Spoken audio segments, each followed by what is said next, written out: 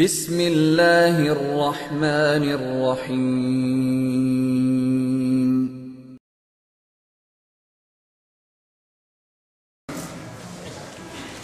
الحمدللہ نحمدہ ونستعینہ ونستغفرہ ونؤمن بہ ونتوکل علیہ ونعوذ باللہ من شرور انفسنا ومن سیئات اعمالنا من يهده الله فلا مضل له ومن يضلل فلا هادي له ونشهد أن لا إله إلا الله وحده لا شريك له ونشهد أن سيدنا ومولانا محمدا عبده ورسوله أما بعد فأعوذ بالله من الشيطان الرجيم بسم الله الرحمن الرحيم ومن يطع الله ورسوله فأولئك مع الذين أنعم الله عليهم من النبيين والصديقين والشهداء والصالحين وحسن أولئك رفيقا اللهم صل على محمد وعلى آل محمد كما صليت على إبراهيم وعلى آل إبراهيم إنك حميد مجيد اللهم بارك على محمد وعلى آل محمد كما باركت على إبراهيم وعلى آل إبراهيم إنك حميد مجيد میرے نہایت واجب احترام حضور مسلک اہل سنت والجماعت سے تعلق رکھنے والے بزرگ نوجوان دوستوں اور بھائیوں، ہماری آج کی کانفرنس کا عنوان ہے حضرت صحابہ اور حضرت اہل بیت رضی اللہ عنہم اجمعین۔ صحابہ کا معنی کیا ہے اور اہل بیت کا معنی کیا ہے؟ صحابہ کے معنی آدمی سمجھے تو پھر صحابہ کی عظمت سمجھ آتی ہے، اہل بیت کا معنی سمجھ آئے تو اہل بیت کی عظمت سمجھ آتی ہے۔ صحابہ یہ جمع ہے صحابی، اور صحابی بنا ہے صحبت۔ نبی کریم صلی اللہ علیہ وسلم کو حالت ایمان میں جس شخص کو نبی کریم صلی اللہ علیہ وسلم کی صحبت ملے اسے صحابی کہتے ہیں، اور نبوت کے گھر میں اور نبوت کے گھر کے ساتھ جس کو تعلق ہو اسے اہل بیت کہتے ہیں۔ اللہ رب العزت نے انسانیت کے مراتب کو یوں بیان فرمایا کہ انسانیت کے مقامات اور مراتب 4 قسم کے ہیں۔ نمبر 1 مرتبہ نبوت، نمبر 2 مرتبہ صحابیت، نمبر 3 مرتبہ شہادت، اور نمبر 4 مرتبہ ولایت۔ ان میں سب سے بڑے مقام کا نام مرتبہ نبوت ہے، اور دوسرے مقام کا نام مرتبہ صحابیت ہے، تیسرے نمبر پر مقام کا نام مرتبہ شہادت ہے، اور چوتھے نمبر پر مقام کا نام مرتبہ ولایت۔ لیکن ان میں مرتبہ نبوت اور مرتبہ صحابیت یہ باقی ہیں، مرتبہ شہادت اور مرتبہ ولایت یہ قسمی ہیں۔ قسم اور وعد کا معنی یہ ہے کہ جو آدمی کو اپنی محنت سے منصب ملے اس منصب کو وعد نہیں کہتے بلکہ کسب کہتے ہیں، اور جو مقام آدمی کو بغیر محنت کے مال اللہ کی عطا سے ملے اسے مقام وعد کہتے ہیں۔ مرتبہ نبوت اور مرتبہ صحابیت یہ باقی ہے، مرتبہ شہادت اور مرتبہ ولایت یہ قسمی ہے۔ اگر دنیا میں کوئی شخص یہ بات چاہے کہ میں کلمہ پڑھ کے عبادت کروں تو نبی بن ایسا نہیں ہو سکتا، اور اگر کوئی شخص یہ بات چاہے کہ میں کلمہ پڑھ کے محنت کروں اور صحابی بن جاؤں، ایسا بھی نہیں ہو سکتا۔ لیکن اگر کوئی چاہے میں کلمہ پڑھنے کے بعد محنت کروں اور ولی بن جاؤں تو ایسا ہو سکتا ہے اور قیامت تک ہوگا۔ اللہ رب العزت نے ہر صاحب امام کو قرآن کریم میں ولی فرمایا، اللہ ولی الذین آمنوا یخرجهم من الظلمات الی النور۔ اور اگر کوئی شخص یہ بات چاہے کہ میں کلمہ پڑھنے کے بعد مقام شہادت پر فائز ہوں گا تو محنت سے شہید ہو سکتا ہے۔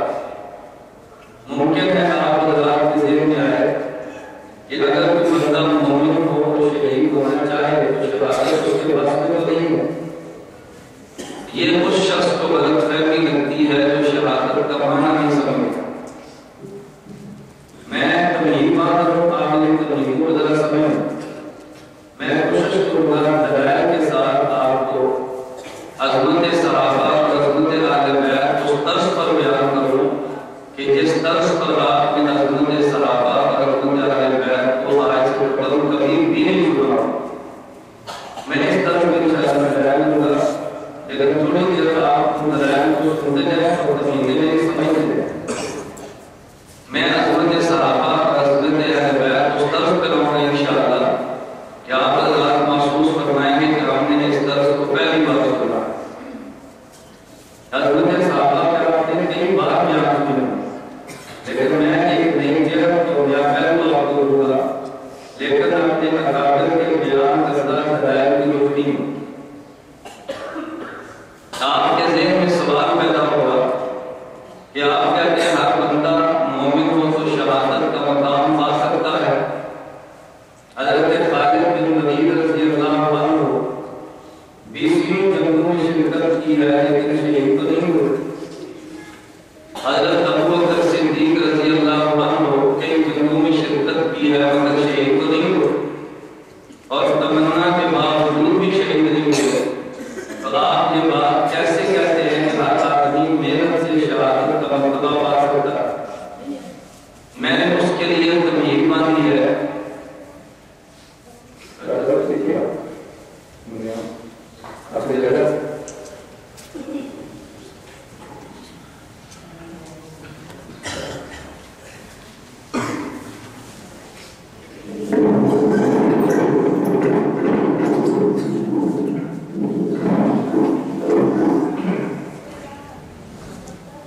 آپ کے ذہن میں سوال پیدا ہوگا، میرے ساتھ ہوتا ہی ہے کہ میں جس سے سوال نہیں پیدا کرتا ہوں تو جواب نہیں دیتا۔ جب میں کہتا ہوں یہ سوال پیدا ہوتا ہے، لوگ کہتے ہیں ہمارے ذہن میں سوال ہی نہیں تھا، سوال آئے تو جواب کو بھی کرے گا۔ میں نے عرض کیا کہ نبوت اور صحابیت کا مرتبہ محنت سے نہیں ہوتا، ولایت اور شہادت کا مرتبہ ہر بندے کو محنت سے مل سکتا ہے۔ اس پر میں نے سوال یہ اٹھایا، کتنے لوگ محنت بھی کرتے ہیں، شہادت مانگتے بھی ہیں، ملتی نہیں ہے، تو یہ بات آپ کیسے کہتے ہیں کہ ہر بندے کو شہادت کا مقام مل سکتا ہے؟ شہادت کی دو قسمیں ہیں، ایک ہے شہادت حقیقیہ، ایک ہے شہادت سنیہ۔ شہادت کی صورت یہ ہے آدمی میدان جنگ میں جائے اور جسم کٹے، آدمی میدان جنگ میں جائے اور گولی لگے، آدمی میدان جنگ میں جائے اور بدن سے خون نکلے، یہ شہادت کی صورت ہے۔ اور شہادت کی حقیقت کیا ہے؟ آدمی کٹنے کی نیت سے میدان میں نکلے، اگر نہ بھی کٹ سکے تو اللہ کے یہاں اس کو مرتبہ شہادت کا ملتا ہے۔ نبی کریم صلی اللہ علیہ وسلم نے فرمایا، من سأل اللہ تعالی شہادت بصدق بلغہ اللہ منازل الشہداء وَإِن مَاتَ عَلَىٰ فِرَاشِهِ، جو آدمی صدق کے دل سے اللہ سے شہادت مانگتا ہے، یہ بستر پر بھی منزلت اللہ اس کو قیامت و شہداء میں کھڑا کرے۔ صدق کے دل کا معنی، صدق صدق دل کا معنی یہ ہے کہ رائفل کا اجتماع اگر شروع ہو آدمی کہیں میرا نام لکھو میرا کرایہ جمع کرو اس طرح ایک تراویح ہے اور پھر سب سے بنایا ہے کہ تمہارے ابو بیمار ہیں اور نجوت اس نے صدق دل سے نامی کا ارادہ کیا اور اگر مسجد والے کے ارادہ کرو یہ تب بھی کھڑا نہیں ہوتا نام لکھواؤ تب بھی تیار نہیں ہے کرایہ جمع کراؤ تب بھی تیار نہیں ہے بستر لے کر آؤ تب بھی تیار نہیں ہے اور پھر کہ میرا ارادہ ہے میں اجتماع پر جاؤں گا ارادہ سچا ہے یہ ہوگا بولیے سچا یہ تھا کہ نام بھی لکھواتا ارادہ بھی کرتا بستر بھی لے کر آتا اگر پھر گھر سے گزر ہو جاتا تو نہ جاتا تو اس آدمی کو صدق دل سے اجتماع میں جانے والا کہتے ہیں اگر یہ نہ بھی گیا تو اس کو اجتماع پر جانے کا اجر ملے گا صدق دل سے شہادت مانگنے کا معنی یہ ہے آدمی میدان جنگ میں جائے میدان جنگ میں لڑے اللہ کے دشمن سے ٹکرائے اور اگر دل بھی اس کا بدن نہ کٹے اور بستر پر موت آئے اس میں گویا اللہ سے صدق دل سے شہادت مانگی ہے اب اگر یہ نہ بھی میدان جنگ میں کٹا تب بھی اللہ اس کو قیامت کے دن شہادت کا رتبہ عطا کریں گے اگر یہ آپ کو تفصیل سمجھ رہا ہے پھر ایک بہت بڑا اعتراض دور ہوگا مجھے ایک دوست نے کہا کہ ہم نے حدیث پڑھی ہے کہ دو شخص نے کلمہ پڑھ کے اکٹھے مسلمان ہوئے ان میں ایک آدمی 1 سال پہلے فوت ہوا ایک بندہ 1 سال بعد شہید ہوا ایک صحابی نے خواب میں دیکھا کہ جو 1 سال قبل شہید ہوا ہے اور دوسرا 1 سال بعد فوت ہوا ہے صحابی نے خواب دیکھا یہ شہید جنت میں بعد میں گیا ہے اور 1 سال بعد فوت ہونے والا جنت میں بعد میں یہ جنت میں پہلے گیا ہے تو صحابی نے کہا جب تو ظالم فذکر تو ظالم رسول اللہ میں نے اس کو جا کے نبی پاک صلی اللہ علیہ وسلم سے کہا حضرت شہید تو جنت میں پہلے جاتا ہے لیکن جو 1 سال پہلے شہید ہوا وہ جنت میں بعد میں گیا ہے اور جو 1 سال بعد فوت ہوا وہ جنت میں پہلے گیا ہے سوال سمجھ آ گیا 2 آدمی اکٹھے مسلمان ہوئے ایک آدمی شہید ہو گیا اور 1 سال بعد ایک آدمی فوت ہوا تو جنت میں وہ پہلے گیا جو 1 سال بعد فوت ہوا اور جو 1 سال پہلے شہید ہوا وہ جنت میں بعد میں گیا تو صحابی کہتے ہیں مجھے تعجب ہوا کہ ایسا کیوں ہوا ہے میں نے نبی کریم صلی اللہ علیہ وسلم سے پوچھا تو رسول اکرم صلی اللہ علیہ وسلم نے فرمایا جو 1 سال بعد فوت ہوا کیا اس نے 1 سال میں روزے نہیں رکھے 1 سال کی نمازیں نہیں پڑھی اس نے 1 سال میں فلاں فلاں عمل نہیں کیا اب اس سے کم حضرات سے نتیجہ یہ نکالا آدمی شہید ہو تو جنت میں بعد میں جاتا ہے اور جہاد شروع کر نمازیں پڑھے تو جنت میں پہلے جاتا ہے حالانکہ معنی یہ نہیں تھا ہمیں اشکال اپنی زندگی دیکھ کر پیدا ہوا ہم سمجھتے ہیں کہ ہمیں بعض مسلمان تو جہاد پہ جاتے ہیں اور بعض مسلمان جہاد پہ نہیں جاتے وہاں نمازیں پڑھتے ہیں اللہ کی قسم صحابہ کرام نے یہ نہیں کہا وہ سارے جہاد میں بھی جاتے وہ سارے نماز بھی پڑھتے وہ سارے روزے بھی رکھتے وہ سارے تلاوت بھی کرتے ان کے پاس توفیق ہوتی وہ سارے زکات بھی دیتے صحابہ سارے مجاہد بھی تھے صحابہ سارے داعی اور مبلغ بھی تھے صحابہ سارے قاری اور نماز پڑھنے والے مصلی روزہ رکھنے والے صائم بھی تھے فرق یہ تھا کہ دونوں میدان جنگ میں نکلتے دونوں اللہ سے شہادت کی دعا مانگتے ایک آدمی 1 سال پہلے شہید ہوا اس کو شہادت کی صورت ملی ہے اور ایک بندہ 1 سال بعد فوت ہوا جو 1 سال بعد فوت ہوا میدان میں تو وہ بھی جاتا صدق دل سے شہادت تو وہ بھی مانگتا اگر سے 1 سال بعد فوت ہوا میدان جنگ میں کٹا نہیں ہے لیکن اللہ نے اس کو بھی شہادت کی حقیقت عطا کی ہے تو جو میدان جنگ میں شہید ہوا شہادت کی حقیقت اس کو بھی ملی ہے اور جو گھر میں فوت ہوا شہادت حقیقت اسے بھی ملی ہے، لیکن جو میدان جنگ میں کٹا اس کو شہادت کی صورت ملی ہے، اور گھر میں فوت ہونے والے کو شہادت کی صورت نہیں ملی۔ حقیقت کے اعتبار سے وہ بھی شہید ہے، حقیقت کے اعتبار سے یہ بھی شہید ہے۔ اب دو شہیدوں میں ایک کے ذمے نام اعمال میں نمازیں زیادہ ہیں اور ایک کے نام اعمال میں روزے زیادہ ہیں۔ جب دونوں شہید ہوں تو جس کی نمازیں زیادہ وہ جنت میں پہلے جائے گا، اس لیے 1 سال پہلے قتل ہونے والا وہ بھی شہید ہے، اور 1 سال بعد گھر میں فوت ہونے والا وہ بھی شہید ہے، کیونکہ نبوت نے اعلان کیا ہے من سأل اللہ تعالی شہادت بصدق بلغ اللہ منازل الشہداء وإن مات علی فراشہ، جو آدمی صدق کے دل سے شہادت کی موت مانگے اللہ اس کو شہادت کا مرتبہ دیتا ہے۔ تو پہلے کو بھی شہادت کا مرتبہ ملا ہے اور دوسرے کو بھی شہادت کا مرتبہ ملا ہے۔ شہادت کے مرتبے میں دونوں برابر ہیں، لیکن ایک کے نام اعمال میں 1 سال کی نمازیں اضافی ہیں اور ایک کے نام اعمال میں نمازیں 1 سال کی کم ہیں۔ وہ شہید جو سال پہلے ہوا تو دونوں شہید تھے، لیکن ایک کے پاس شہادت بھی ہے اضافی نمازیں بھی ہیں، اور ایک کے پاس شہادت ہے اضافی نمازیں بھی ہیں۔ تو جس کے پاس شہادت اضافی نمازیں ہیں جنت میں تو وہی پہلے جائے گا، جنت میں تو وہی پہلے جائے گا، لیکن ان دلائل کی ہماری توجہ نہیں ہوتی تو ہمیں کبھی غلط فہمی پیدا ہوتی ہے۔ اب پھر سمجھیں، ایک مقام نبوت ہے اور ایک مقام توجہ رکھنا۔ نمبر 2 مقام ولایت اور مقام شہادت۔ نمبر 1 مقام نبوت، نمبر 2 مقام صحابیت، نمبر 3 مقام شہادت، اور نمبر 4 مقام ولایت۔ مقام نبوت اور مقام صحابیت یہ بابی ہے، اور مقام شہادت اور مقام ولایت یہ کسبی ہے۔ نبوت محنت سے نہیں ملتی، اللہ کی عطا سے ملتی ہے۔ ارے صحابیت محنت سے نہیں ملتی، اللہ کی عطا سے ملتی ہے، اور شہادت صرف عطا سے نہیں محنت سے ملتی ہے۔ ولایت صرف عطا سے نہیں، ولایت محنت سے ملتی ہے۔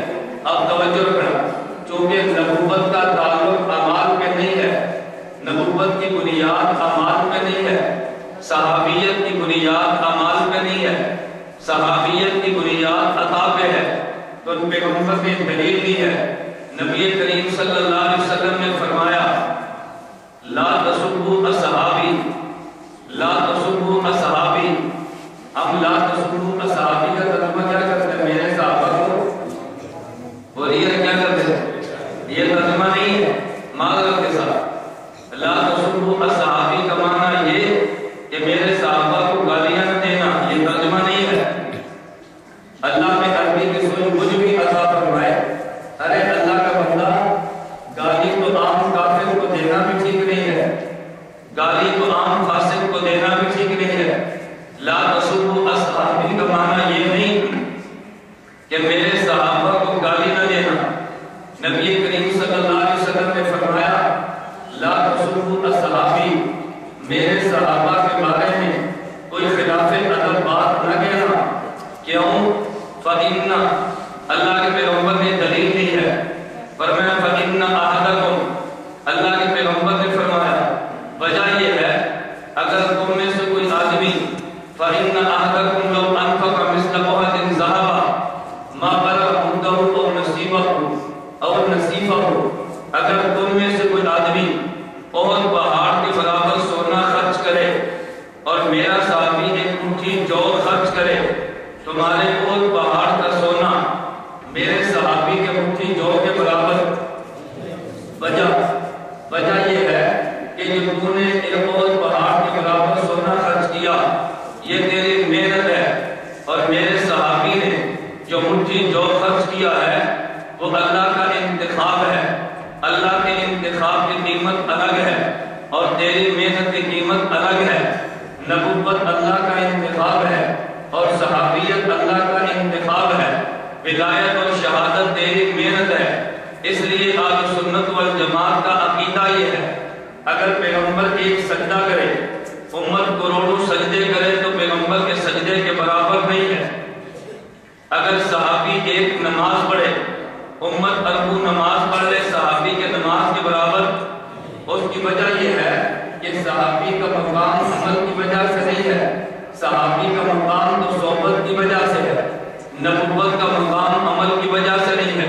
نبوت کا مقام اللہ کے عطا کی وجہ سے ہے، مقام نبوت عطا ہے، مقام صحابیت عطا ہے، مقام شہادت اور مقام ولایت کسب ہے، مقام وہب کا مقام مرتبہ بلند ہے اور مقام کسب کا مقام کم ہے۔ میں دوسرے لفظوں میں سمجھا کر یہ بات کہتا ہوں کہ صحابی کے معاملات اوپر سے نیچے آتے ہیں، نبی کے معاملات اوپر سے نیچے آتے ہیں، اور بندے تیرے معاملات نیچے سے اوپر آتے ہیں۔ نبی کریم صلی اللہ علیہ وسلم نے صحابہ کو علم کے منار نہیں کہا، نبی پاک صلی اللہ علیہ وسلم نے صحابہ کو علم کے چراغ نہیں فرمایا، فرمایا کہ میرے صحابہ صحابی کا نجوم ستارے ہیں، ارے ستارہ اوپر سے روشنی نیچے دیتا ہے، چراغ نیچے سے روشنی اوپر دیتا ہے، جو روشنی اوپر سے نیچے آتی ہے اس کا مقابلہ نہیں ہوتا، جو روشنی اوپر سے نیچے آتی ہے اس کو آندیاں ختم نہیں کرتی، جو روشنی اوپر سے نیچے آتی ہے اس کو طوفان اس سے ٹکرایا نہیں کرتے، لیکن جو روشنی نیچے سے اوپر جاتی ہے اس سے طوفان ٹکرا جایا کرتے ہیں۔ ارے ولی اور شہید اس کا مقام نیچے سے اوپر جاتا ہے، صحابی آسمان سے ستارہ بن کر آتا ہے اور نبی آسمان سے چاند بن کے آتا ہے۔ نبی میں بڑے دعوے کے ساتھ کہتا ہوں، اگر تجھے پیغمبر اور صحابی میں فرق سمجھنا ہو تو میں کہتا ہوں پیغمبر چاند ہے اور صحابہ ستارے ہیں، اور اگر چاند سمٹ جائے تو ستارے بنتے ہیں، اور اگر چاند بکھر جائے تو ستارے بنتے ہیں، اور اگر ستارے سمٹ جائیں تو چاند بنتا ہے۔ توجہ رکھنا، نعرہ تکبیر، شان رسالت، شان صحابہ، عظمت صحابہ، کردار صحابہ، رفتار صحابہ، شان صحابہ۔ اگر چاند بکھر جائے تو بولیے، اگر چاند بکھر جائے تو اور ستارے سمٹ جائے تو نبوت بکھر جائے تو صحابہ بنتے ہیں، صحابہ سمٹ جائے تو نبوت بنتی ہے۔ میں اس سے آپ کو سنت والجماعت کا عقیدہ بیان کرنے لگا، اللہ کرے میں اپنی دلیل آپ کو سمجھا سکوں۔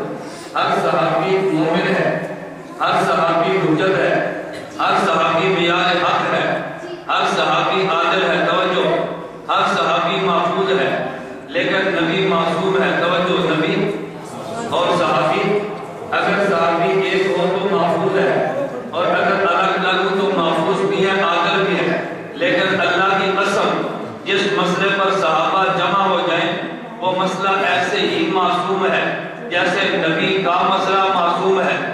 صحابی الگ ہو تو عادل ہے، صحابی الگ ہو تو حجت ہے، صحابی الگ ہو تو مومن ہے، صحابی الگ ہو تو محفوظ ہے، لیکن سارے صحابہ جمع ہو جائیں تو ایسے ہی معصوم ہے جیسے نبی معصوم ہے۔ صحیح بخاری کی روایت ہے، نبی پاک صلی اللہ علیہ وسلم نے فرمایا ان اللہ لا یجمع امت محمد علی الضلالہ، امت کا فرد کامل صحابہ ہے، امت کا طبقہ اولا صحابہ ہے، امت کا فرد اول صحابہ ہے، امت کا فرد اعلیٰ صحابہ ہے۔ پیغمبر نے فرمایا جس مسئلے پر میرے صحابہ جمع ہو جائیں وہ ایسے ہی معصوم ہے کہ جیسے نبوت کا مسئلہ معصوم ہے۔ اس کی وجہ جب چاند بکھرا ہے تو ستارے بنے ہیں، اور جب ستارے سمٹے ہیں تو پھر چاند بنا ہے۔ نبوت بکھری ہے تو صحابہ میں اصحاب تقسیم ہوئے ہیں، اور جب اصحاب صحابہ جمع ہیں تو پھر نبوت بنی ہے۔ میں کہنے لگوں توجہ، مقام نبوت بھی وہب ہے، مقام صحابہ بھی سمجھنا، مقام صحابہ وہب ہے۔ نبی پاک صلی اللہ علیہ وسلم نے فرمایا ان اللہ اختارنی واختارنی اصحابی، اللہ نے مجھ محمد کو نبوت کے لیے چنا ہے، اور اللہ نے میرے صحابہ کو میری صحابیت کے لیے چنا ہے۔ اللہ نے مجھے چنا اور مجھے تاج نبوت دیا ہے۔ اللہ نے حضرت ابوبکر سے لے کے معاویہ رضی اللہ عنہ تمام صحابہ کو چنا، اللہ نے ان کو تاج صحابیت دیا ہے۔ ارے تاج نبوت بھی اللہ دیتا ہے، اگر کوئی چھیننا چاہے تو چھین نہیں سکتا، اور تاج صحابیت بھی اللہ دیتا ہے، اگر تاج صحابیت کو چھیننا چاہے تو چھین، توجہ رکھنا، چھیننا چاہے تو چھین۔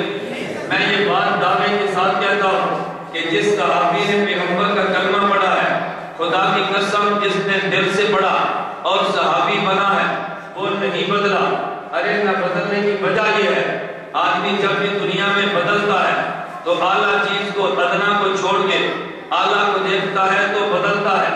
ارے تیری مسجد کے امام کو تنخواہ 5,000 ملتی ہے، اگر وہ چھوڑے گا کیوں؟ کہتا ہے اس سے گزارا نہیں ہوتا، مجھے وہاں 6,000 ملتی ہے۔ تیرے اسکول کا ایک ٹیچر ہے، اس کو 6,000 ملتی ہے، بدلے گا میں نے اسکول بدل دیا ہے، مجھے دوسرے اسکول میں 12,000 ملتی ہے۔ ارے آدمی ادنا سے اعلیٰ کی طرف جاتا ہے۔ میں کہتا ہوں صحابہ نے دیکھا ہے، تو خاتم الانبیاء سلم کو دیکھا ہے، نہ نبی سے بہتر کوئی ہے، نہ صحابہ نبی کو چھوڑ کر کہیں گئے۔ حضور سے بہتر ہوتا تو چھوڑ کے جاتے تھا، نبی سے بہتر نہ تھا، نہ صحابہ نبی کو چھوڑ کر گئے ہیں۔ ارے وہ مقام نبوت بھی باب ہے اور مقام صحابہ بھی باب ہے، لیکن پیغمبر کے ساتھ ملنے والے صحابہ دو قسم کے ہیں۔ بعض وہ تھے کہ جن نے پیغمبر کا کلمہ بھی پڑھا ہے اور پیغمبر کے خون کے رشتے دار بھی ہیں، اور بعض لوگ وہ ہیں کہ جن نے پیغمبر کا کلمہ تو پڑھا ہے لیکن پیغمبر کے خون کے رشتے دار نہیں تھے۔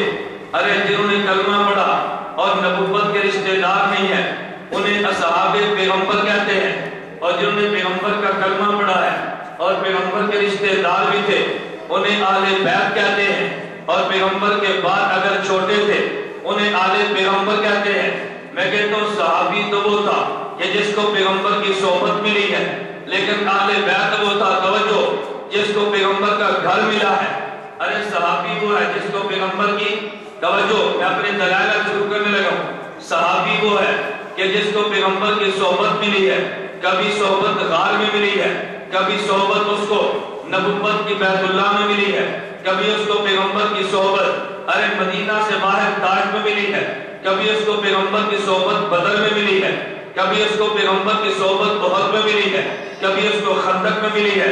جس کو محض پیغمبر کی صحبت ملے اس کو اصحاب پیغمبر کہتے ہیں، اور جن کو صحبت کے ساتھ پیغمبر کا گھر ملے اسے اہل بیت کہتے ہیں۔ ارے بیت عربی زبان کا لفظ ہے، باتا یبیت بیتن کا معنی ہوتا ہے، بیتن کا معنی رات گزارنے کی جگہ کو بیت کہتے ہیں۔ میں ایک بات کہتا ہوں، ارے جہاں پہ پیغمبر رات گزارے اس جگہ کا نام بیت ہے، اور جو پیغمبر کے ساتھ اس مکان میں رات گزارے ارے اس کا نام اہل بیت ہے۔ تو مجھے تم یہ بتاؤ کہ آدمی کے ساتھ رات بیٹا بھی گزارتا ہے لیکن جوانی کے بعد مکان بدل جاتا ہے، آدمی کے کمرے میں بیٹی بھی سوتی ہے لیکن ایک مدت کے بعد مکان بدل جاتا ہے، آدمی کے کمرے میں داماد بھی سوتا ہے مگر تھوڑی دیر کے لیے سوتا ہے۔ ہمہ وقت ہر روز آدمی کے کمرے میں سونے والے کو اس کی بیوی کہتے ہیں۔ تو اہل بیت کا معنی ہے نبی کے کمرے میں رات کو آرام فرمانے والے۔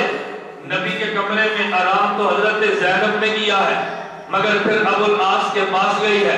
ارے نبی کے کمرے میں آرام رقیہ نے کیا ہے لیکن پھر حضرت عثمان کے پاس گئی ہے۔ نبوت کے کمرے میں آرام حضرت ام کلثوم نے کیا ہے، پھر حضرت عثمان کے پاس گئی ہے۔ نبوت کے کمرے میں آرام زہرا نے کیا ہے، پھر علی بن ابی طالب کے پاس گئی ہے، لیکن نبوت کے کمرے میں آرام خدیجہ نے کیا ہے، وہ موت تک نبوت کے پاس رہی ہے۔ نبوت کے کمرے میں آرام سودا نے کیا ہے، وہ موت تک نبوت کے کمرے میں رہی ہے۔ نبوت کے کمرے میں آرام حفصہ نے کیا ہے۔ ارے پیغمبر کی دو بیویاں جن کا نام زینب ہے انہوں نے کیا ہے۔ پیغمبر کے کمرے میں آرام ام کلثوم نے کیا ہے۔ پیغمبر کے کمرے میں آرام حضرت ماریہ قبطیہ نے کیا ہے۔ پیغمبر کے کمرے میں آرام حضرت پیغمبر کی بیوی حضرت حفصہ نے کیا ہے۔ پیغمبر کے کمرے میں آرام ام المومنین امی عائشہ نے کیا ہے۔ ارے میں ایک بات کہنا چاہتا ہوں، پیغمبر کے بیٹے نے کیا ہے مگر آرام تھوڑا ہے۔ پیغمبر کا داماد آیا ہے تو تھوڑی دیر کے لیے آیا ہے، لیکن پیغمبر کی بیوی آئی ہے تو پھر جانے کے لیے نہیں، ارے رہنے کے لیے آئی ہے۔ فاطمہ پیغمبر کے گھر آئی ہے تو جانے کے لیے آئی ہے۔ پیغمبر کے گھر زہرا آئی ہے تو جانے کے لیے آئی ہے۔ رقیہ آئی ہے تو جانے کے لیے آئی ہے۔ زینب آئی ہے تو جانے کے لیے آئی ہے۔ عائشہ آئی ہے تو رہنے کے لیے آئی ہے۔ حفصہ آئی ہے تو رہنے کے لیے آئی ہے۔ اگر تو نے اہل بیت کہنا ہے تو نبی کی بیٹی کو کہنا، لیکن بعد میں کہنا اہل بیت علی کو کہنا ہے، تو بعد میں کہنا اہل بیت عثمان کو کہنا ہے، تو بعد میں کہنا اہل بیت حسنین کو کہنا ہے، تو بعد میں کہنا پہلے اہل بیت خدیجہ کو کہنا، پہلے اہل بیت حضرت حفصہ کو کہنا، اور پہلے اہل بیت پیغمبر کی بیوی حضرت عائشہ کو کہنا رضی اللہ عنہ۔ توجہ، یہ پیغمبر کی ازواج ہیں اور ایک پیغمبر کے اصحاب ہیں، ایک پیغمبر کی آل ہے۔ اب طبقاتوں کے تین قسم کے، نمبر 1 اصحاب پیغمبر، نمبر 2 ازواج پیغمبر، نمبر 3 آل پیغمبر۔ توجہ، ایک قسم کو ازواج پیغمبر کہتے ہیں۔ ازواج پیغمبر کا کام کیا ہے؟ پیغمبر کی بیوی گھر سے باہر نہیں جاتی، اگر گھر سے باہر جاتی ہے تو نبی کے ساتھ جاتی ہے۔ توجہ رکھنا، نبی کی بیوی گھر سے باہر، اگر نبی کی بیوی گھر سے باہر جاتی ہے تو نبی کے ساتھ۔ نبی کے ساتھ کا معنی، نبی پاک صلی اللہ علیہ وسلم حدیبیہ کے موقع پر عمرے کے لیے گئے ہیں، ام سلمہ پیغمبر کے ساتھ گئی ہے۔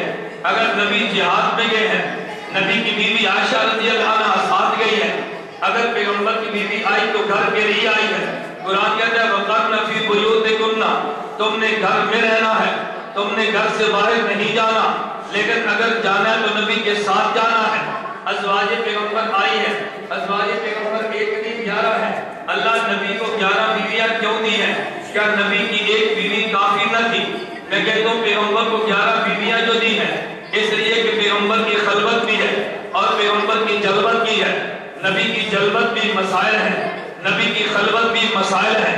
اللہ نے پیغمبر کی بیویوں کو لائے ہیں تاکہ پیغمبر کے خلوت کے مسائل باہر لائیں۔ تو پیغمبر کی بیویوں نے کام یہ کیا ہے، نبی کی تہجد امت کو دی ہے، نبی کے نفل امت کو دیے ہیں، نبی کے گھر کے کام امت کو دیے ہیں، نبی کے گھر کے اخلاق امت کو دیے ہیں، نبی کے ساتھ بیویوں کے مسائل امت کو دیے ہیں۔ گھر کے معاملات باہر پہنچانے کے لیے اللہ نے 11 ازواج کا انتخاب کیا ہے۔ اور جب پیغمبر دنیا میں آئے ہیں، میرے اللہ نے قرآن میں اعلان کیا هو الذی ارسل رسولہ بالہدی ودین الحق لیظہرہ علی الدین کلہ۔ میرے پیغمبر میں نے آپ کو دنیا میں بھیجا ہے، کیوں بھیجا؟ تاکہ میرا دین عام بھی ہو اور میرا دین غالب بھی آئے۔ جب پیغمبر نے دین کی بات کی ہے تو پیغمبر کا کلمہ پڑھنے والا آل بیت میں سے حضرت خدیجہ ہے، پیغمبر کا کلمہ پڑھنے والا آل پیغمبر میں سے علی ہے، پیغمبر کا کلمہ پڑھنے والا اصحاب پیغمبر میں زید ہے، اصحاب پیغمبر میں ابو بکر ہے۔ جب اعلان نبوت ہوا ہے ابھی چند دن نہیں گزرے، اصحاب پیغمبر 4-5 بنے ہیں۔ ارے تھوڑی دیر گزری ہے، جب پیغمبر دار ارقم تک گئے ہیں تو کلمہ پڑھنے والے 42 بنے ہیں، اور یہی پیغمبر کچھ دیر اور گزری ہے، پیغمبر شیخ ابی طالب کی جیب کاٹنے کے لیے گئے ہیں، اصحاب پیغمبر 92 بنے ہیں۔ تھوڑی دیر اور گزری ہے، پیغمبر مکہ سے مدینہ گئے ہیں، پیغمبر کے ساتھی 115 بنے ہیں۔ پھر پیغمبر میدان سجانے کے لیے بدر میں گئے ہیں، پیغمبر کے ساتھ 313 گئے ہیں۔ پھر نبی اپنے خواب کی تکمیل کے لیے حدیبیہ تک گئے ہیں تو 1400 پیغمبر کے ساتھ گئے ہیں۔ نبی واقعہ احد میں گئے ہیں تو 700 پیغمبر کے ساتھ گئے ہیں۔ نبی مکہ کے فاتح بن کے گئے ہیں تو 10,000 پیغمبر کے ساتھ گئے ہیں۔ پیغمبر غزوہ حنین میں گئے ہیں تو 12,000 پیغمبر کے ساتھ گئے ہیں۔ ارے نبی تبوک کی جنگ لڑنے کے لیے نکلے ہیں تو 40,000 پیغمبر کے ساتھ گئے ہیں، اور جب نبی حجۃ الوداع میں حج کرنے کے لیے آئے ہیں تو 70,000 پیغمبر کے ساتھ آئے ہیں، اور جب نبی دنیا سے رخصت ہونے لگے ہیں تو نبی 1,24,000 چھوڑ کر گئے ہیں۔ وہ 1 سے شروع ہوا 1,24,000 تک آیا ہے۔ آپ کے ذہن میں آئے گا یار یہ عدد کیوں ہے؟ میں نے کہا وجہ، ارے ایک مقام نبوت ہے یہ بھی تو وحبی ہے، اور ایک مقام صحابیت ہے اور یہ بھی وحبی ہے۔ اگر تو مقام نبوت جو وحبی ہے اس کی تعداد کتنے گا؟ حضرت آدم سے لے کر رسول اللہ تک کا تعداد 1,24,000 بنتی ہے۔ ادھر ابو بکر صدیق سے شروع ہو جا، ابو طفیل عامر بن واصلہ جوہری تک کا تعداد 1,24,000 بنتی ہے۔ اللہ نے مقام نبوت کو مقام عطا کیا ہے، 1,24,000 دیے ہیں۔ مقام صحابیت کو میرے اللہ نے مقام وحب بنایا ہے، 1,24,000 دیے ہیں۔ ارے مقام نبوت جو وحبی ہے وہاں بھی تعداد 1,24,000 ہے، مقام صحابیت جو وحبی ہے یہاں بھی تعداد 1,24,000 ہے۔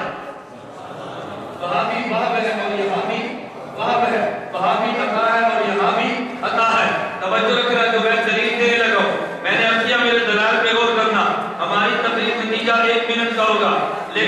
منٹ کے لیے 1 گھنٹہ تمہیں توجہ دینی پڑے گی. یہ پیغمبر کے صحابہ جو چلے ہیں 1,24,000 ہیں. حضرت سمیہ نے کام کیا ہے, نبی کے دین کو غالب دین پھیلایا ہے. حضرت بلال نے دین پھیلایا ہے, ابو ہریرہ نے دین پھیلایا ہے. لیکن نبی کا کام صرف دین پھیلانا تو نہیں تھا. والذی ارسل رسولہ بالہدی ودین الحق لیظہرہ علی الدین کلہ, ارے دین کو غالب بھی تو کرنا تھا. میرے پیغمبر آئے تھے پوری دنیا میں دین کو غالب کرنے کے لیے. میرے نبی کی تمنا ہے اللہ میرے دین کو دنیا پہ غالب کر دے. میرے نبی دنیا سے چلے گئے ہیں تو دین کو غالب کرنے والے کا نام عبداللہ بن ابی قحافہ ابو بکر صدیق رضی اللہ عنہ 11 لاکھ مربع میل تک دین کو غالب کیا ہے. ارے دین کو غالب کرنے والے کا نام ہے حضرت فاروق اعظم عمر بن خطاب رضی اللہ عنہ 24 لاکھ مربع میل تک اس نے دین کو غالب کیا ہے. حضرت ذوالنورین عثمان بن عفان رضی اللہ عنہ حضرت عثمان بن عفان نے 44 لاکھ مربع میل تک دین کو غالب کیا ہے. حضرت علی بن ابی طالب رضی اللہ عنہ باہمی اپنے جنگ کی وجہ سے حضرت علی کی پیش قدمی رکی ہے تو میرے معاویہ رضی اللہ عنہ آئے ہیں. انہوں نے 65,64,000 مربع میل تک پیغمبر کے دین کو غالب کیا ہے. اصحاب پیغمبر نے کام یہ کیا, نمبر 1 پیغمبر کے دین کو پھیلایا ہے, نمبر 2 پیغمبر کے دین کو غالب کیا ہے. ازواج پیغمبر نے گھر کے دین کو باہر دیا ہے. اصحاب پیغمبر نے دین کو غالب کیا ہے. میرے پیغمبر تو دنیا میں آئے تھے دین غالب کرنے کے لیے. میں بڑے چیلنج کے ساتھ بات کہتا ہوں, ارے نبی کے آل بیت میں حضرت علی کا بلند و بالا مقام ہے رضی اللہ عنہ, لیکن علی کے سفر یمن تک ہے, حضرت علی کے سفر کوفہ تک ہے. میرے دوست یہ بتانا الجزائر تک کون گیا ہے؟ میرے دوست یہ بتانا خراسان تک کون گیا ہے؟ میرے دوست یہ بتانا ہندوستان تک کون آیا ہے؟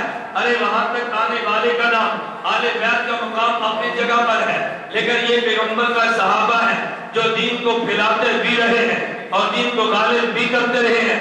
اور ایک پیغمبر کا تیسرا طبقہ ہے کہ جس کا نام آل پیغمبر ہے. آل پیغمبر نے ایک اور کام کیا ہے, ارے اس کام پہ توجہ کرنا.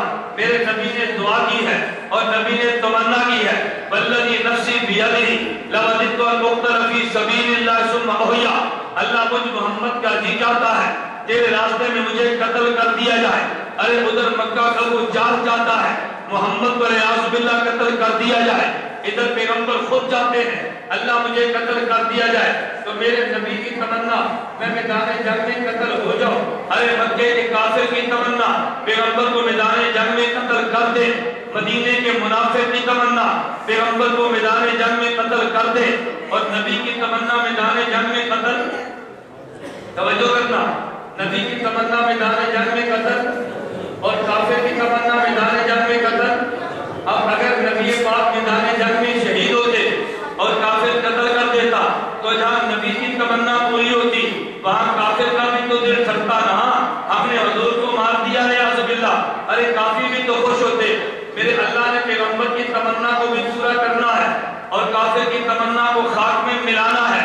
اس کا ایک جواب علماء امت نے دیا ہے کہ جب نبوت غزوہ خیبر میں گئی ہے, ایک یہودیہ عورت نے دعوت کی ہے, بکرے کے گوشت میں زہر ملایا ہے, نبی پاک صلی اللہ علیہ وسلم کھانے لگے ہیں, لقمے کے کچھ ذرے پیغمبر کے حلق میں ہیں تو بڑی آگے اس میں زہر ہے.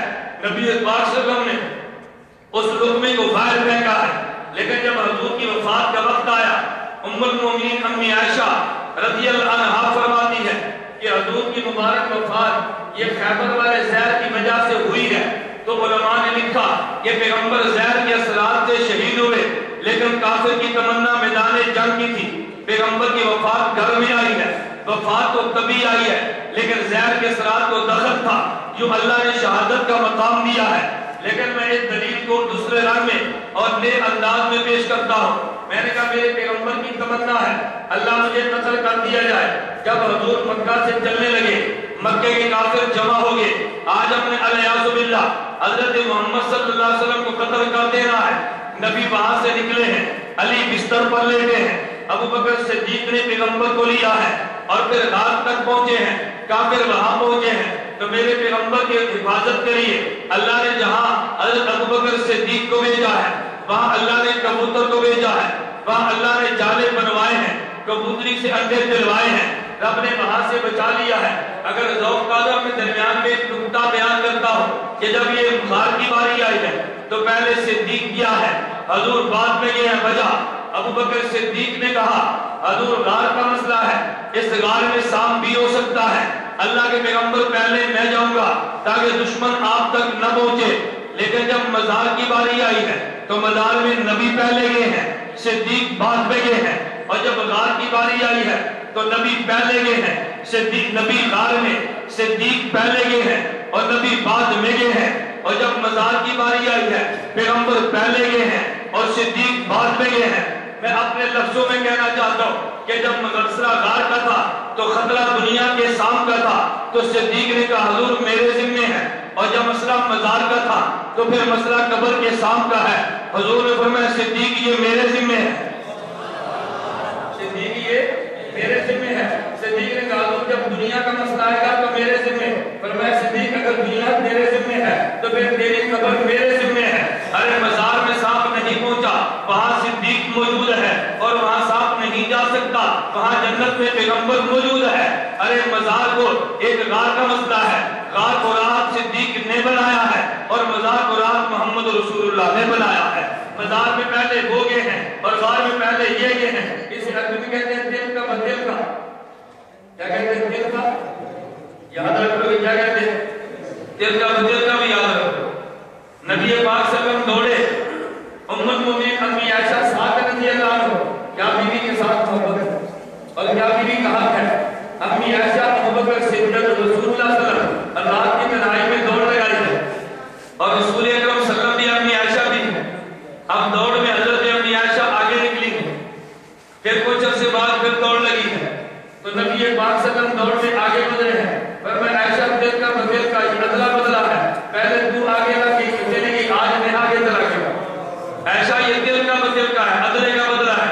تو میں کہتا ہوں جب مزار کی باری آئی ہے پھر صدیق آگے گیا ہے، اور مزار کی باری ہے تو حضور آگے گئے ہیں، فرمایا دل کا بدل کا، صدیق وہاں تو نے بچایا ہے تو یہاں میں بچاؤں۔ ابو بکر صدیق ساتھ ہے، توجہ، دشمن نہیں پہنچا، رب نے بچا لیا۔ پیغمبر بدر میں گئے ہیں، اصحاب بدر چھا بن گئے ہیں، نبی کا تحفظ کیا ہے، نبی احد میں گئے ہیں، حضرت طلحہ نبی کے اوپر صلی اللہ علیہ وسلم پیغمبر کے اوپر یوں دھار کی طرح ہے، اپنے بازو شل کرا دیے، نبوت کو بچایا ہے۔ نبی دیوار کے نیچے بیٹھے ہیں، یہودی اوپر چٹان گرانے لگے ہیں، اللہ نے جبریل بھیج کے وحی کے ذریعے پیغمبر کو بچایا ہے۔ پھر قرآن کی آیت اتری ہے واللہ یعصمک من الناس، میرے پیغمبر مکہ میں علی بستر پہ لیٹا ہے، میرے پیغمبر غار میں صدیق پہلے گیا ہے، میرے پیغمبر احد میں طلحہ تھا، میرے پیغمبر بدر میں ملائکہ ہے، میرے پیغمبر آج چٹان سے جبریل ہے۔ آج میں اللہ وعدہ کرتا ہوں آئندہ تجھے کسی کی حاجت نہیں ہے، اب تیری حفاظت میرے ذمہ ہے، تیرے بدن کو کاٹ کوئی نہیں سکتا۔ اللہ آپ نے تو ٹھیک فرمایا نبی کو قتل کوئی نہیں کر سکتا، لیکن پیغمبر کی تمنا کا کیا بنے گا؟ نبی کی تمنا ہے والذی نفسی بیدہ لو انت مقتل فی سبیل اللہ، میرا دل چاہتا ہے اللہ میں تیرے راستے میں قتل ہو جاؤ۔ میں کہتا ہوں آپ اس کا جواب سن، حضرت پیغمبر کا بیٹا حسین آیا ہے، یہ حسین پیغمبر کی بیٹی لبتے جگر حضرت زہرا کا بیٹا ہے رضی اللہ عنہما۔ محدثین نے لکھا ہے حضرت زہرا پیغمبر کی شبیہ ہے، اگر حضرت اور زہرا کی شبیہ حضرت حسین ابن علی ہے، حسین ابن علی کے نقش امی فاطمہ والے ہیں، امی فاطمہ کے نقش حضرت پیغمبر رسول اللہ صلی اللہ علیہ وسلم کے ہیں۔ اب کہتے ہیں اگر کسی نے مدینہ میں نبی پاک کو چلتا دیکھتا، حضرت حسین کو دیکھ لیتا تو یوں چلتا جیسے حضور نظر آ رہے ہیں، تو حضرت حسین پیغمبر کا لبتے جگر ہے۔ اللہ کے پیغمبر نے فرمایا الحسین منی، ارے حسین میرا جگر ہے، حسین میرے جسم کا ٹکڑا ہے، ارے بیٹا اپنے باپ کے جسم کا ٹکڑا ہوا کرتا ہے۔ اب میں بات کہنا چاہتا ہوں، میرے پیغمبر نے تمنا کی ہے اللہ میں کر جاؤں۔ کبھی تو نے دیکھا ہے اگر گھر میں ڈاکو آیا ہے وہ قتل کرنے لگا تو باپ کہتے ہیں مجھے مار دے، بیٹے کو نہ مارنا، کیوں؟ باپ سمجھتا ہے کہ بیٹا میری نشانی ہے، میں مر جاؤں گا تو بیٹا باقی رہ جائے گا، لیکن اگر یہ مر گیا تو میری نشانی ختم ہے، اس لیے میرے بیٹے کو نہ مٹانا، یہ تو میری نشانی ہے، ارے مجھے قتل کر دے، بیٹے کی صورت میں میں زندہ رہ جاؤں گا، لیکن اگر بیٹا قتل ہو جائے تو باپ کی صورت میں بیٹا قتل ہوتا ہے۔ پھر میرے پیغمبر نے تمنا کیا، توجہ، اللہ میرے گھر کے مسئلے ہیں، اس کو باہر پہنچا دے، فرمایا ازواج پیغمبر ہے، میرے پیغمبر نے تمنا کی ہے، اللہ میرے دین کو پھیلا دے، فرمایا اصحاب پیغمبر ہے، اللہ میری تمنا ہے میرے بدن کو کٹوا دے، فرمایا آل پیغمبر ہے، ارے صدیق کا دین کو غالب کرنا، یہ نبوت کا غالب کرنا ہے، امی عائشہ کے مسئلے باہر بتانا، یہ نبوت کے مسئلے بتانا ہے، حسین کا کٹ جانا، پیغمبر کا کٹ جانا ہے۔ میں کہتا ہوں ایک تمنا پیغمبر کی ازواج پیغمبر نے تازہ کی ہے، ایک تمنا پیغمبر کی اصحاب پیغمبر نے پوری کی ہے، اور ایک تمنا پیغمبر کی آل پیغمبر نے پوری کی ہے۔ اور جو پیغمبر کی تمنائیں پوری کرتا ہے، ایک بیٹا حفظ کرتا ہے، باپ کہتے ہیں بڑا عظیم ہے، تو نے میری تمنا کو پورا کر دیا، میرے لاہور کے سنی تو بتا، اگر باپ کی تمنا پوری کر کے تو ایم اے کرتا ہے تو لوگ کہتے ہیں بڑا عظیم بیٹا ہے، اس نے باپ کی تمنا کو پورا کیا ہے۔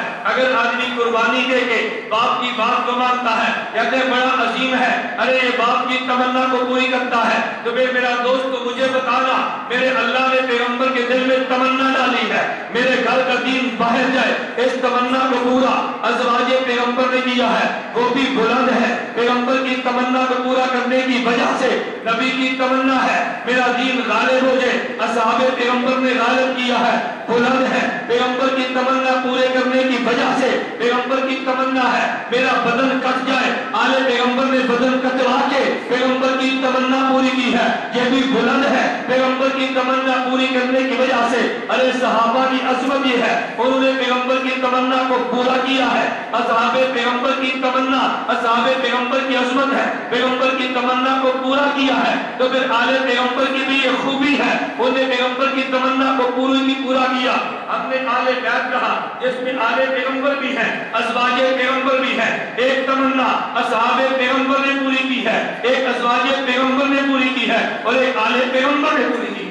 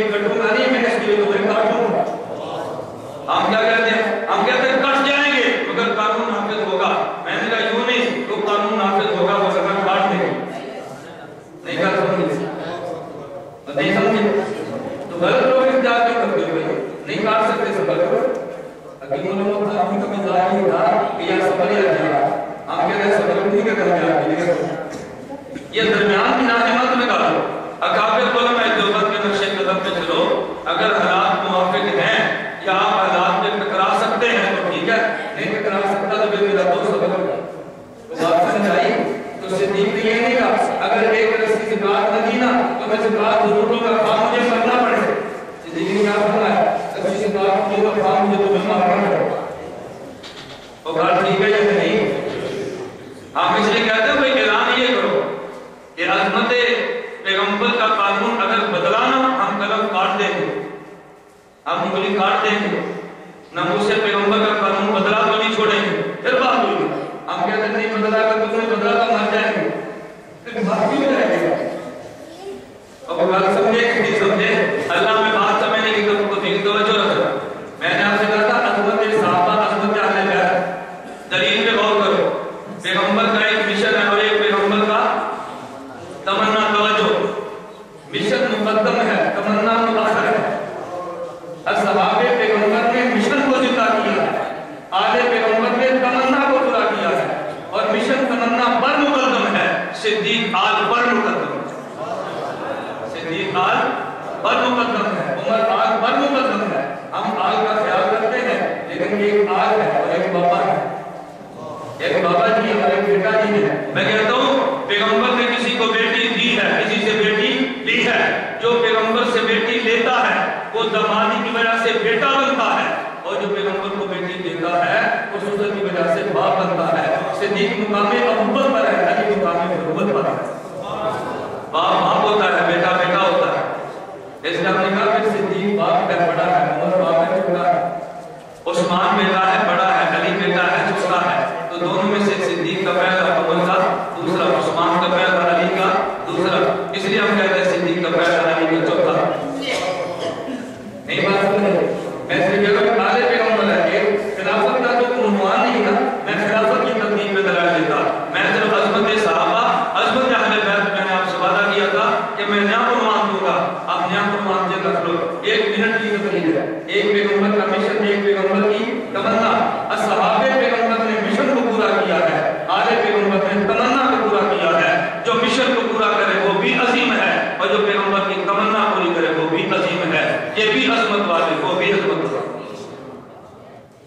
اور بہت سارے لوگ وہ ہیں جو آل پیغمبر کو مانتے ہیں, آل پیغمبر کے مسئلے نہیں مانتے.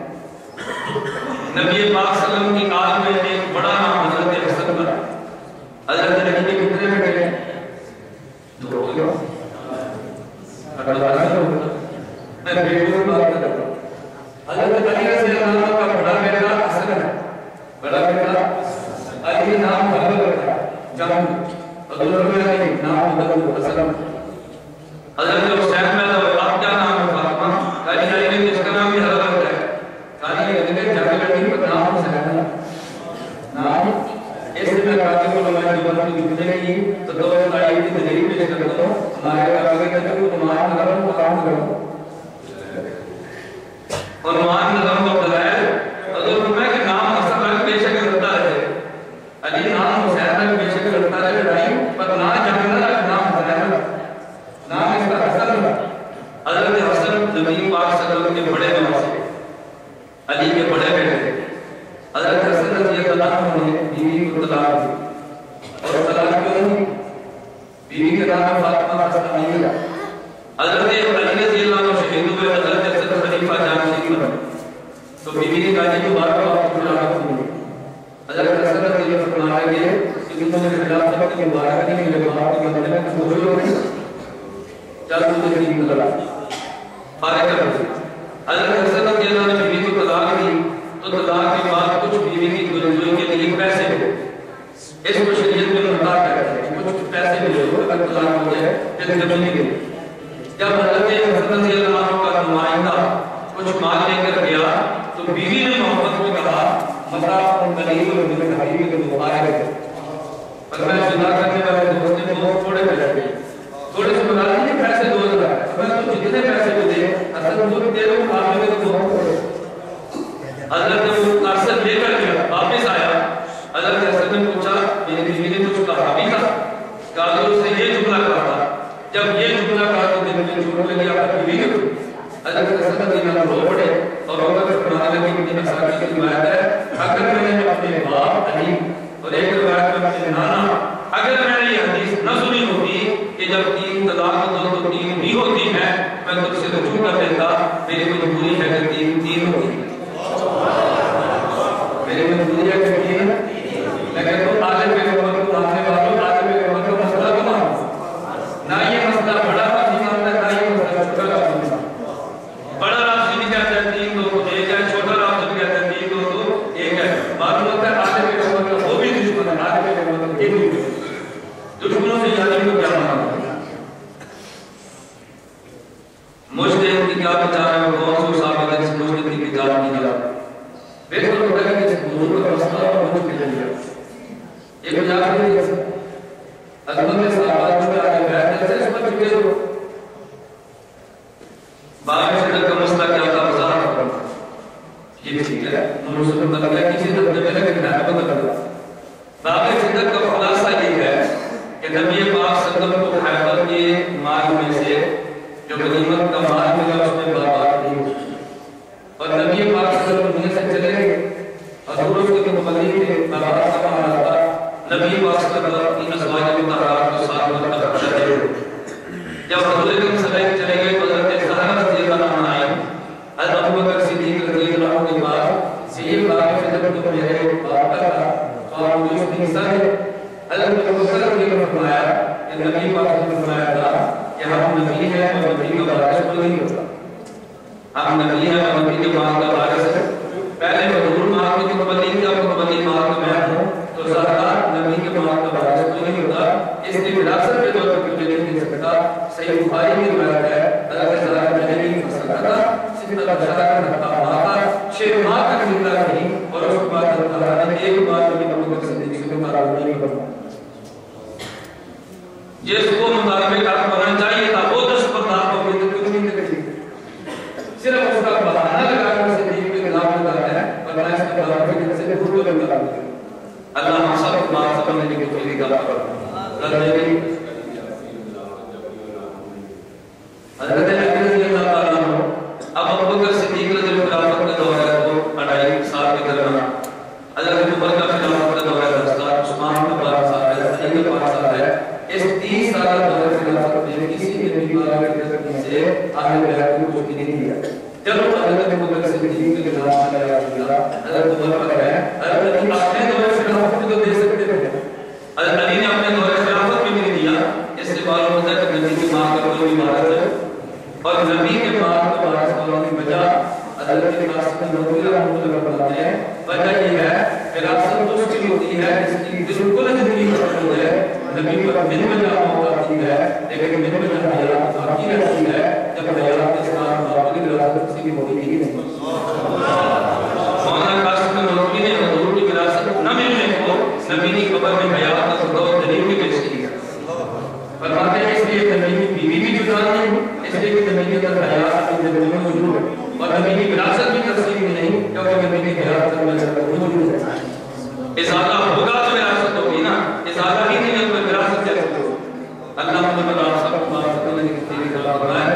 ساتھ کیسے جائے مقدم کے حوالے سے میری آپ سے گزارش ہے محنت کرو تو باہر ہماری کتابیں پڑھی، کتابیں تو اور بھی ہیں لیکن جو نئی کتابیں ہیں پھر تک اہل حدیث پاک کو ان کا ساتھ نہیں کیا جا رہا، لیکن تو میں آج خاص سنی کو کتاب اپنے گھر میں ایک کتاب پڑھ لو، آپ اس کو مطالعہ کرو، انشاءاللہ بیان کو لیے کا سارا ہمارے سامنے آ جائے گا اور ان کے ساتھ نقل ہماری بہت آسان ہوگی، اس کتاب کو سامنے رکھو گے وہ اعتراض کرے گا آپ اعتراض کرے گا۔